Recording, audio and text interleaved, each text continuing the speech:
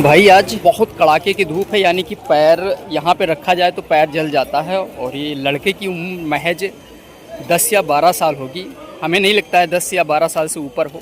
और इस कड़क धूप में श्याम बाबा का परिक्रमा लगाना एक बहुत बड़ा कष्ट की बात होती है। चलो चलो मनोना गाम जहाँ विराजे बाबा श्याम बनता। जो लोग कमेंट कर रहे थे कि कभी आप लाइन में नहीं लगते हो और वहाँ जाके कोई लाइव चीज़ें नहीं दिखाते हो, तो उनके लिए ये वीडियो रही। भाई आप लोगों के लिए मैं आज धूप में खड़ा हूँ और आप ही लोगों के लिए लाइन में लगा हूँ। जय श्री श्याम, जय मनौना धाम, जय परम पूज्य महंत जी महाराज की। बहुत ढेर सारे लोगों का कमेंट आया कि भैया एक बार आपने घर से लेकर और मनौना धाम तक पूरा ब्लॉग बनाइए। तो मैं अपने घर से चल चुका हूँ, रात्रि के बज रहे हैं 10:32 और मैं अपनी निजी गाड़ी से मनौना धाम जा रहा हूँ। मेरे घर से मनौना धाम की दूरी है 400 किलोमीटर।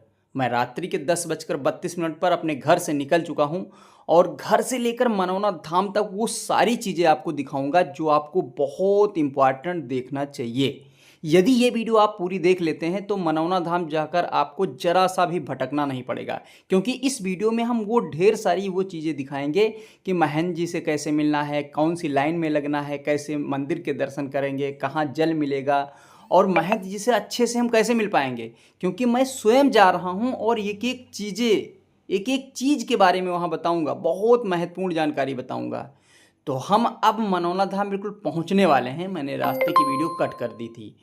तो जैसे मनौना धाम में पहुँच चुका हूँ और रात में ड्राइवर मेरा सो गया था, तो हमें दिन में लेट से मनौना धाम पहुँचना पड़ा, क्योंकि अब बज रहे हैं 7। तो जब 7 बज रहे हैं तो अब हम चलते हैं। सबसे पहले नहा धोकर फ्रेश हो जाएंगे। मनौना धाम पहुँचने के बाद नहा धोकर फ्रेश होते हैं। फिर अब हम पहुँच गए हैं दुकान वाले भैया के पास, जहाँ हमें प्रसाद लेना है, अर्जी लगानी है, अर्जी लेना है। तो हम जहाँ नहा धोकर फ्रेश हुए और अपनी अर्जी पत्र लिए, उसमें अपना नाम लिखे, मोबाइल नंबर लिखे और जो कुछ हमें समस्या है वो समस्या हमने लिखना जारी कर दिया। समस्या अपनी पूरी करने के बाद में जब हमने पूरी कर ली, कोई जरा सा छोड़ा नहीं कि जो भी हमें समस्या है वो सारी चीज़ें हमने लिखकर कंप्लीट करी। उसके बाद में हमने अर्जी को फोल्ड किया, फिर उस लिफाफे में 60 रुपया रखते हुए लिफाफे में हमने रख लिया। अब यहाँ से हम निकलते हैं किस काम के लिए? भाई लाइन में लगेंगे। और किस लाइन में? पहले श्याम बाबा से मुलाकात करेंगे, क्योंकि महंत जी से बाद में मुलाकात करेंगे। अपना अर्जी वाला झोरा, प्रसाद वाला झोरा, श्री मनौना धाम महाप्रसाद परम पूज्य महंत जी वाला प्रसाद लेकर के अब हम पहुंच जाते हैं लाइन में। लेकिन भैया हमें जब लेट हो गया था, ज़्यादा लेट हो गए थे ना हम, क्योंकि हमारा ड्राइवर रास्ते में सो गया था, तो हम बहुत भैया पीछे लगे। तो पीछे लगे लमसम 300-400 मीटर पीछे ही लगे थे। तो चलते चलते अब हम पहुंच गए बैरिकेटिंग में, जहां बम्बू वाला बैरिकेटिंग है। और बम्बू वाले बैरिकेटिंग में भैया हज़ारों लोग लगे थे, हज़ारों लोग। लेकिन श्याम बाबा की कृपा से हमें बहुत ज़्यादा लेट नहीं लगा, बहुत ज़्यादा लेट बिल्कुल नहीं लगा। और आराम से हम अब बैरिकेटिंग के लास्ट स्टेप पर पहुँचे और इसके बाद में हम मंदिर प्रांगण में पहुँच ही गए। कुछ ही मिनट में मंदिर प्रांगण में हम पहुँच गए। अब जैसे ही हम मंदिर प्रांगण में पहुँचते हैं, बहुत अच्छे से दर्शन होता है। और यहाँ देखो प्रसाद चढ़ गया, ये ढेर सारा प्रसाद, यहाँ हमने प्रसाद चढ़ा दिया। फिर श्याम बाबा का आप लोगों को दर्शन कराने के लिए भैया हमें बहुत कष्ट सहना पड़ता है। समझ लीजिए, एक हाथ में मोबाइल पकड़ना, एक हाथ में प्रसाद और हर एक चीज़। देखो अपने आप से अकेले रहो तो बहुत ढेर सारी चीज़ें देखनी पड़ती हैं। मैं अकेला ही सारी चीज़ें हैंडल करता हूँ। तो आपका भी फ़र्ज़ बनता है कि ये वीडियो देखें तो आप कमेंट कर दें, शेयर कर दें। यदि ये वीडियो कमेंट करते हैं और पूरा देखते हैं तो समझ लीजिए आप मनौना धाम आ गए। अब यहाँ में हमने अपनी अर्जी जमा कर दी है। जो अर्जी वहाँ लिखी थी वो अर्जी यहाँ आ करके हमने जमा कर दी है। अर्जी जमा करने के बाद में अब हम नीचे वाले मंदिर जाते हैं। मतलब एक मंदिर ऊपर है, एक मंदिर नीचे है, वहाँ भी दर्शन किया। इसके बाद में जैसे ही उस मंदिर से बाहर निकले, एक अवरण कुंड मिला, उसे कहते हैं श्याम कुंड, अवरण कुंड। ये मनौना धाम का है। तो यहाँ पे हम मथुआन लेते हैं। मथुआन मतलब यहाँ से बहुत ढेर सारे लोग जल भी लेते हैं और अपने ऊपर जल का छींटा भी मार लेते हैं। मानना है कि यहाँ का छींटा लेने से आपकी कोई कैसे भी कष्ट हों वो दूर हो जाते हैं। ठीक है, अब यहाँ से हम जब आगे बढ़ते हैं तो श्याम जल की एक दुकान मिलती है। इस श्याम जल वाली दुकान पे आपको महज 30 रुपये में एक बोतल श्याम जल मिल जाता है। याद रखें कि श्याम जल की बोतल की कीमत ली जाती है और जल की कीमत नहीं ली जाती है। तो अब यहाँ हम 100 रुपया भैया को देते हैं, 100 रुपया, और 3 बोतल जल ले लेते हैं और 10 रुपया वापसी भैया हमें दे देते हैं बड़े प्यार से। तो 10 रुपया हमें मिल गए और 3 बोतल जल हम लेकर यहाँ से निकल देते हैं, वो भी 3 कलर में लेते हैं। अब हमें भैया भूख लगी थी तो हम पहुँच गए, यहाँ राजमा था और कढ़ी था, चावल, ये बढ़िया भोजन के पास पहुँच गए, क्योंकि अब हम जल लेकर रख देंगे और इसके बाद में अब पहले हमने सोचा पहले खाना वाना खा लें। तो ये राजेश भैया के पास पहुँच गए और राजेश भैया ने हमें बढ़िया भोजन खिलाया। और ये थाली उनकी थी, थाली उनकी बहुत अच्छी थाली रहती है, समझ लीजिए। मनौना धाम जाइए तो इन्हीं के पास खाना वाना खाइए, बहुत अच्छा हो जाए। अब इसके बाद हम खाना वाना खाने के बाद में ये सोचे कि चलो पहले लाइन देखते हैं कि जो महंत जी से मिलना है उस लाइन में हमें लगने के लिए करना क्या होगा। अब इस लाइन में जो लोहे की बैरिकेडिंग देख रहे हैं, यहाँ हम भैया आए थे 10:33 पर सुबह। हमने सोचा कि सुबह चलते हैं, लगते हैं लाइन में, लेकिन यहाँ पता चला कि महंत जी का टाइम जोन बदल चुका है। महंत जी अब दिन में नहीं बैठते हैं, महंत जी अब रात में बैठते हैं। अब देखो हाल भैया, महंत जी को बैठना है रात में 8 बजे से भक्त देखेंगे सुबह 4 बजे तक, सारी रात भक्तों को देखते हैं। लेकिन यहाँ भैया सुबह 10 बजे लाइनिया में सब लगते हैं। कुछ लोग झगड़ा भी कर रहे हैं, वो भी सुन लीजिए आप।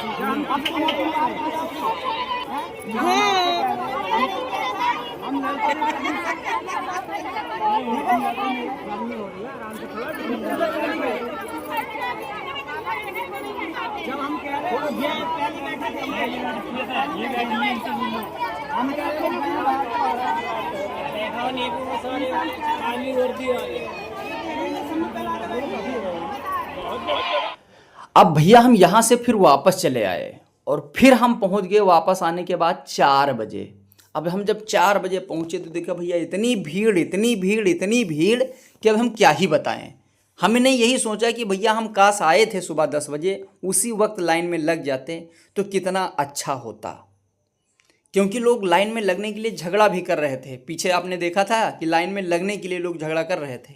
तो हमसे वैसे गलती हुई, लेकिन हम आके हमने गलत टाइम बता दिया था 4 बजे। ये टाइम था हमारा 1 बजे तक, और 1 बजे के लगे हुए अब शाम के बज चुके हैं 7, अंधेरा हो गया। देख लीजिए सब लोग गमछा हाँक रहे हैं। इतनी गर्मी भैया, इतनी गर्मी कि क्या ही बताएं। और खुले आसमान में, उधर भाई दिन में तो खुला आसमान था, उसमें बैठना था, बहुत गर्मी थी। अब हम किसी तरह उस मतलब बैरिकेडिंग के जरिए हम उस आश्रम में प्रवेश कर गए, जिस आश्रम में पंखे उंखे की व्यवस्था है।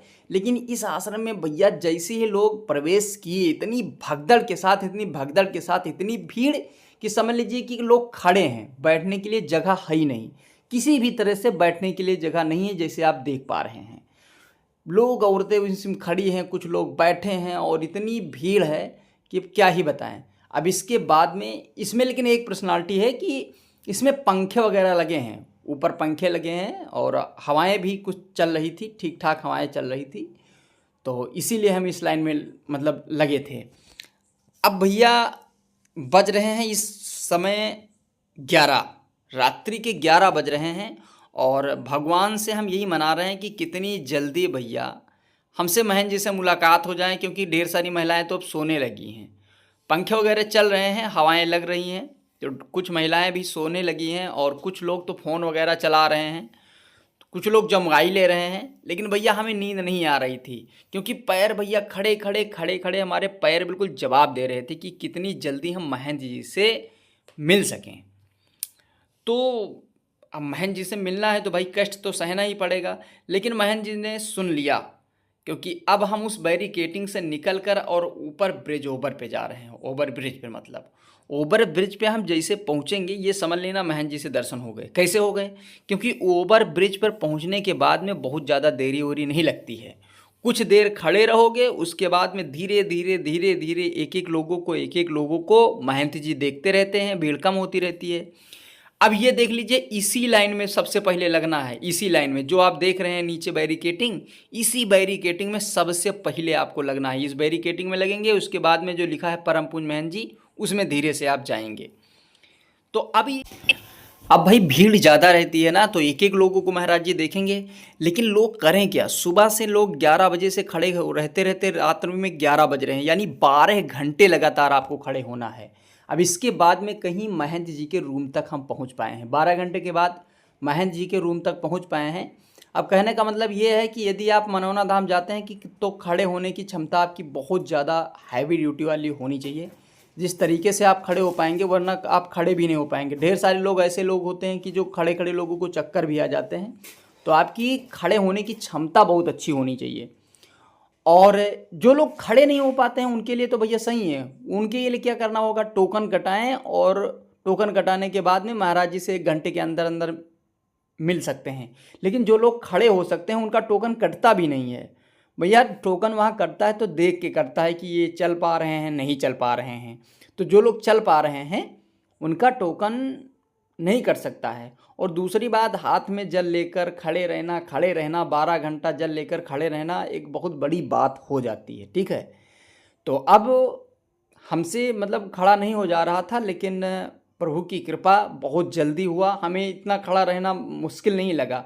कुछ लोगों तो मुश्किल लग रहा था, कुछ लोग ये कह रहे थे कि हम भैया इतनी देर नहीं खड़े हो पाएंगे, अब हम दोबारा आएंगे तो टोकन ही कटा लेंगे। लेकिन हमें पता है ना कि टोकन किस लोगों को कटता है। तो देख लीजिए, अब हम महंत जी से दर्शन कर लिए हैं और जल भी महंत जी ने पिला दिया है और लाइव आप लोगों को दिखा भी दिया। कुछ लोग कहते हैं कि आप पिछली बार गए दर्शन करने के लिए, तो कुछ लोगों का कमेंट आया कि भैया आपने दिखाया नहीं कि आप महंत जी से कैसे मिल गए, यानी कि दूर से मिले होंगे। अरे यार, हम क्या ही बताएं। अब आपको विश्वास पड़ गया। अब हम आप लोगों से कहना चाहेंगे कि यदि आप मनौना धाम की यात्रा करना चाहते हैं तो मेरे वीडियो को पूरा देखें, और पूरा देखने के बाद एक छोटा सा कमेंट करें, वीडियो को लाइक करें और ज़्यादा से ज़्यादा शेयर करें, ठीक है। आप ये इतना कर देते हैं तो समझ लीजिए कि आप मनौना धाम की यात्रा पूरी कर चुके हैं। और जो भी आप लोगों का कोई कमेंट है या राय है तो मेरे कमेंट बॉक्स में ज़रूर करें और आपका रिप्लाई हम ज़रूर करेंगे। जय श्री श्याम।